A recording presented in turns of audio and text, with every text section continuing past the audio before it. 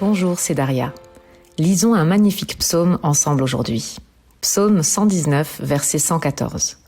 Mon abri et mon bouclier, c'est toi. J'attends avec espoir ce que tu diras. Le psalmiste avait compris que le seul abri fiable était Dieu. Il avait compris que le bouclier le plus protecteur était Dieu. Il était en train de fuir son beau-père Saül qui voulait le tuer.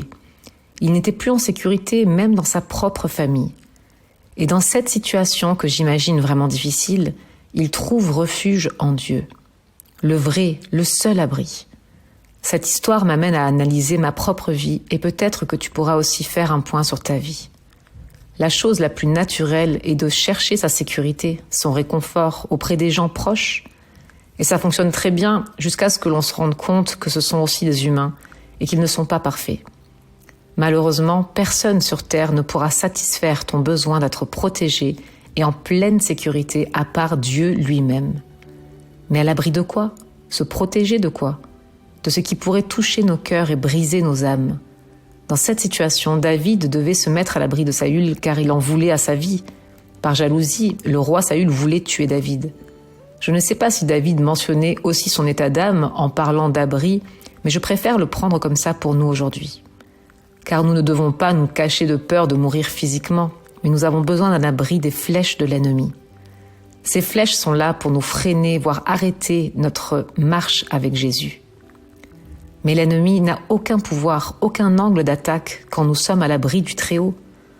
On est d'accord que l'on vit tous des difficultés, voire des attaques. Et parfois, on sent même les flèches nous transpercer. Quand je me rends compte dans ma vie, j'ai un déclic et je retourne auprès de Dieu. Je me mets à l'abri, car je sais que lui est mon bouclier. Si tu vis des temps d'épreuve ou des temps d'attaque, alors réfugie-toi auprès de Dieu, comme le roi David nous le conseille. Il arrive que l'on laisse Dieu un peu de côté dans nos quotidiens à 100 à l'heure.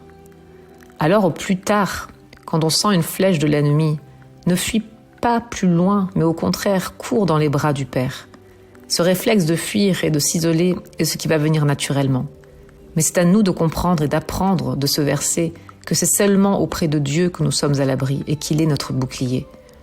Quand on est à l'abri et protégé, nous sommes prêts aussi à écouter ce que Dieu veut nous dire. David nous dit « J'attends avec espoir ce que tu diras ». Il pouvait attendre avec espoir car il était à l'abri et Dieu le protégeait. Il était en paix et il était prêt à entendre ce que Dieu voulait dire. Pour nous, c'est pareil.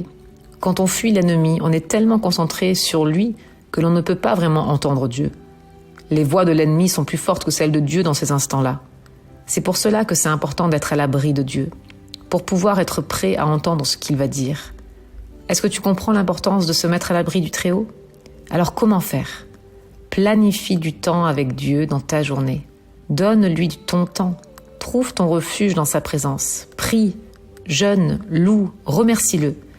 Je t'encourage à ne pas fuir, mais au contraire à courir dans les bras du Seigneur. Il est notre abri, il est notre bouclier et il souhaite nous parler. Sois béni.